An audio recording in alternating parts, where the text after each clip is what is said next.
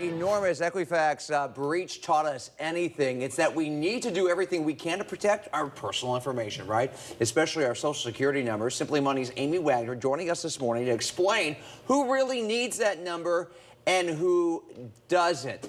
My whole thing is, if anybody calls me out of the blue and says they're from such and such company and is asking me for it, I never give it. Like, oh, absolutely. If you have a hunch, go with your hunch. Go with your hunch, but then there's a lot of people who just got used to asking for your Social Security number who don't necessarily need it. And we've gotten used to giving that information out kind of left and right. You don't even think twice about it. But what Equifax has taught us is, okay, so if your Social Security number is out there and someone were able to get, say, your date of birth, your full name, where you work, which is on social media, so it's not hard to get it. Right. They've got just those couple pieces of information that they need to do major damage to you. So we wanted to make sure that people understand what the Social Security number is. It started in the 1930s as a way just to track your Social Security benefits. That's all that it was.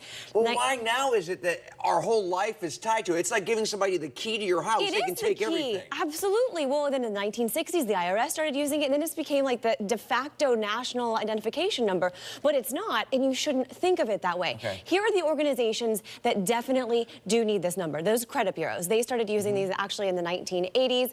The IRS, of course, government agencies, insurance companies, credit card companies, and then when you buy a car, anyone that has to report something to the IRS, they definitely need it. But along the way, other people started asking for it too. So if you are interviewing for a job, that potential employer does not need the number. You do not need to put that on the application. Oh, okay. Another thing that's interesting, I don't know if you've ever noticed this when you've taken maybe your boys to the doctor's office. Yeah. Doctors ask for it. They do not need that information. They just need your medical insurance information. And I wouldn't know my boys. I mean, maybe that's bad. Maybe I shouldn't say. Well, no, we I have think their it's cards a down good in our area where we keep all that Yes. stuff, but I wouldn't really know their number off the top of my head. Well, and you certainly especially don't want to be giving out their information because someone could be using it forever. Schools don't need it anymore. Retailers. I went to buy a pair of shoes over the weekend. They asked me for my phone number, my email address, and my zip code.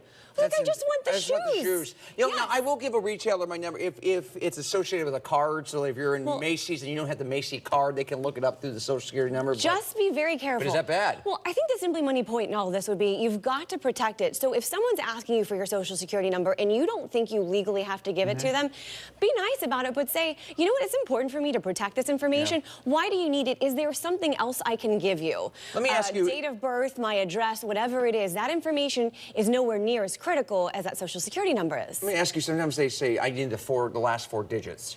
Is that safe or not safe? Safer. Okay. I mean, the 9 digits is obviously what you need. And I mean, Equifax, you know, kind of ironically, after they let all this information out, then to find out if you were a victim, you had to put in 6 digits of your Social Security number.